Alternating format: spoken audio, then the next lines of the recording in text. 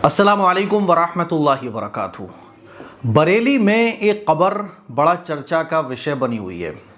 इस पर बहुत सारी वीडियोस भी बन रही हैं कि ये वो कब्र है जिसमें जो औरत, जो लड़की दफन हुई है, उसकी नमाज जनाजा नहीं पढ़ाई गई।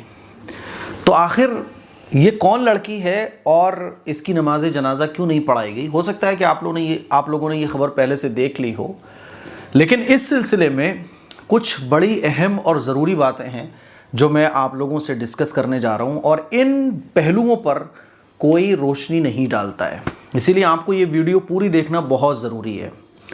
असल में बरेली के कब्रिस्तान में जो ये कब्र है, इसमें जो लड़की दफन है, इसकी नमाज जनाजा नहीं पढ़ाई गई।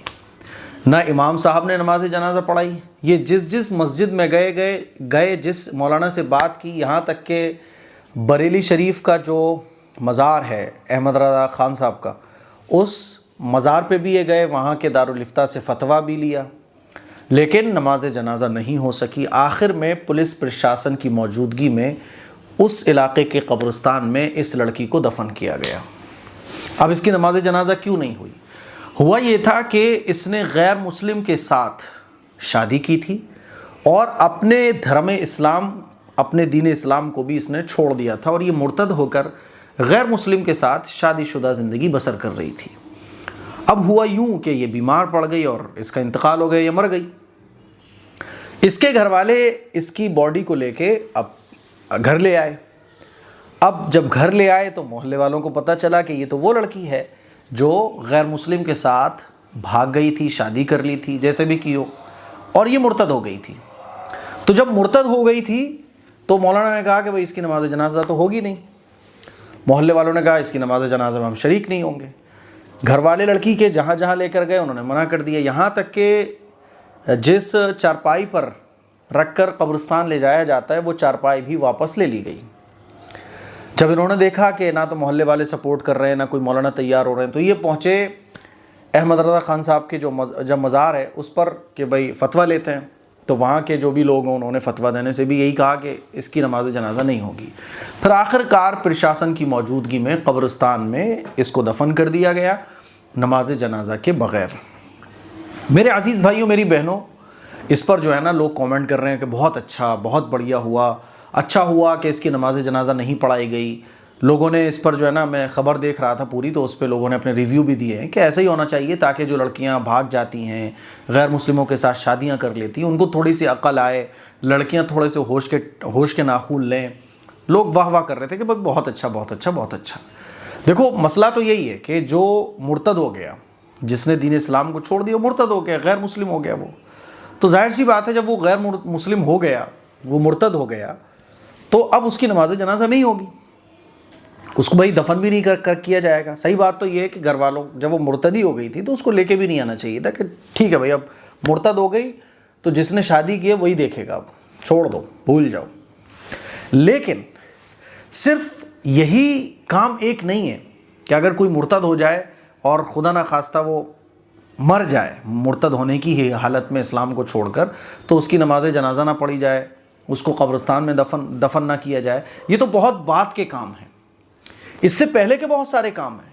जिस तरह से मोहल्ले वालों ने ये हिम्मत दिखाई कि भाई इसको हम अपने कब्रिस्तान में दफन नहीं होने देंगे, जिस तरह से वहाँ के मौलाना ने और वहाँ के लोगों ने ये कहा कि नहीं इसकी हम नमाज जनाजा नहीं पढ़ेंगे, ना पढ़ाएंगे, हम अपनी चारपाई भी नहीं देंगे, ऐसे ही दर्द और ऐसी ही फिक्र जब ये लड़की भागी थी उस वक्त भी होना चाहिए था। इसको वापस लाने की कोशिशें की जाती, और लड़कियां जो भाग रही हैं तो उसकी बुनियादी वजह यही है कि दीनी तालीम, दीनी माहौल और बच्चियों की फ़िक्र ना करना, वक्त पर उनकी शादी ना होना, इस तरफ भी हम लोगों को तवज्जो देना चाहिए।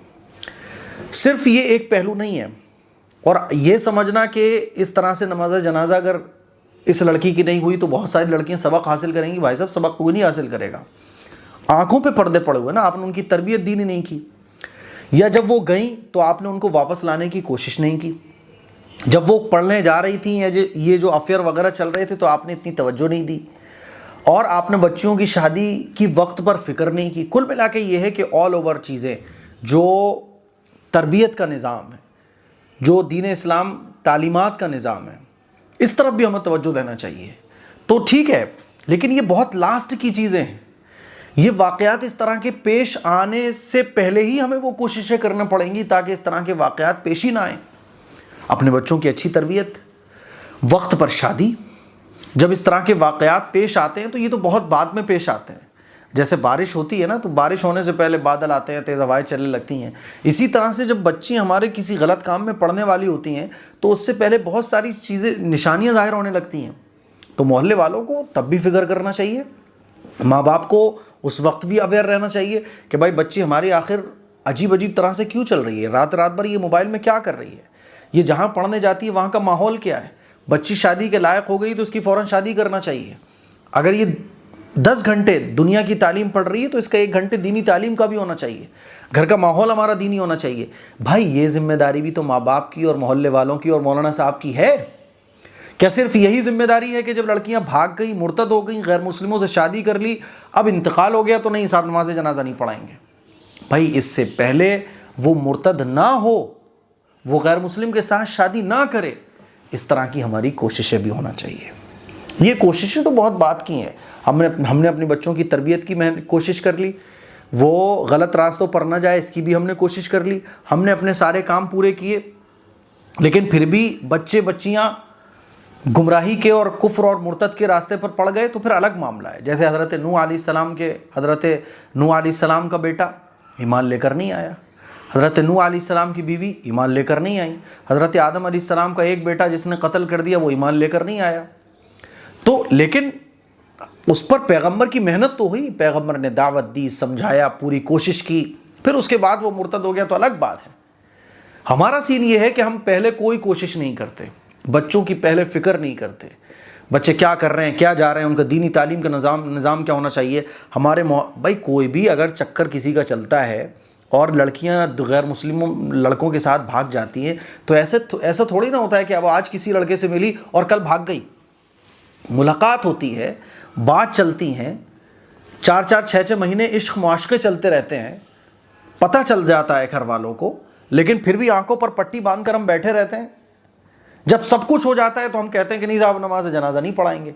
तो सिर्फ नमाज जनाजा ना पढ़ा के आप ये सोचो कि हमने बहुत बड़ा काम कर दिया, कब्रिस्तान में हम अपने इसको दफन नहीं होने देंगे। मोहल्ले वाले ये सोच रहे हैं कि हमने बहुत बड़े तीर मार दिए, हमने दावत का पूरा हक़ अदा कर दिया, हमने हिदायत के सारे काम पूरे कर दिए। नहीं भाई साहब नहीं, आखिरत में हम भी पकड़े जाएंगे कि हमने अपने बच्चों की दीनी तालीम की कितनी फ़िक्र की थी, हमने अपने इलाके के बच्चे और बच्चियों की कितनी फ़िक्र की थी, उनको दीन पर लाने के लिए, उनको गलत रास्ते से बचाने के लिए हमने कितनी कोशिश की थी। याद रखिएगा, आखिरत में हश्र के मैदान में दामन तो हमारा भी पकड़ा जाएगा, क्योंकि एकदम से तो बच्चियाँ ये नहीं भाग रही ना, पूरा एक माहौल क्रिएट हो रहा है। 4-4 6-6 1-1 साल तक अफेयर्स चल रहे हैं, सारे जहां को पता चल जाता है कि अच्छा ये लड़की गड़बड़ चल रही है। उसको लाने के लिए अच्छे तरीके पर, डांट डपट कर नहीं, अच्छे तरीके पर उसको हिदायत पर लाने की हम कितनी कोशिश कर रहे हैं, इस पे भी हमें गौर करना चाहिए। बस यही कुछ बातें थी जिसकी तरफ मैं आपकी तवज्जो दिलाना चाहता था। मुझे उम्मीद है कि मेरी ये चंद बातें आप लोग समझ गए होंगे। देखो, इस क्लिप को शेयर कीजिए, दूसरों तक पहुंचाइए। अस्सलाम वालेकुम वरहमतुल्लाहि वबरकातुहू। गाइस, मैंने इतनी खुशबूदार अत्तर आज तक नहीं देखी। ये है एम कास्मी परफ्यूम का लग्जरी गिफ्ट सेट। ये एकदम प्रीमियम गिफ्ट पैक है अपने भाई, फ्रेंड्स, रिश्तेदार वगैरह को गिफ्ट करने के लिए। 4 टाइप्स के इसके अंदर आपको अत्तर्स मिलेंगे और इन सभी अत्तर्स का एक अपना अलग ही रोल है, अलग ही खुशबू के साथ। पर्पल शनाया, सुल्तान, अल हरम, अल हरमैन। और गाइस इतना लॉन्ग लास्टिंग है, जब आप घर से लगाकर निकलोगे, घर लौटने के बाद शाम को इसकी खुशबू आपके साथ रहेगी, जाने वाली नहीं है। तो अगर आप लोग भी कुछ यूनिक गिफ्ट ढूंढ रहे हो इस बार कुछ यूनिक करने के लिए, तो ये गिफ्ट सेट आपके लिए बिल्कुल मस्त है। किसी को भी आप गिफ्ट देंगे वो भी खुश हो जाएगा और आपको भी खुशी मिलेगी। तो अगर आप इसे ऑर्डर करना चाहते हो तो आप इस नंबर पर ऑर्डर करिएगा। ये एक की प्राइस 699 रुपीज में ये गिफ्ट सेट दिया जा रहा है, जिसमें 4 अत्तर्स हैं, हैं लॉन्ग लास्टिंग के साथ, लाइट फ्रेगनेंस के साथ। तो अगर आपको ये गिफ्ट सेट चाहिए तो इस नंबर पर कॉन्टेक्ट करिएगा। हमारी वेबसाइट भी है myhadaya.in, आप इसको यहाँ से भी ऑर्डर कर सकते हैं। लिंक डिस्क्रिप्शन में दे रखी है, आपको बस क्लिक करना है। आपको यहाँ पर ऐड टू कार्ट के बटन पर क्लिक करना है, उसके बाद अपनी डिटेल सेंड करनी है और यहाँ पर ऑर्डर प्लेस का ऑप्शन मिलेगा, बस आपको यहाँ क्लिक करना है और ये गिफ्ट सेट आपके पास 5 डेज के अंदर आ जाएगा।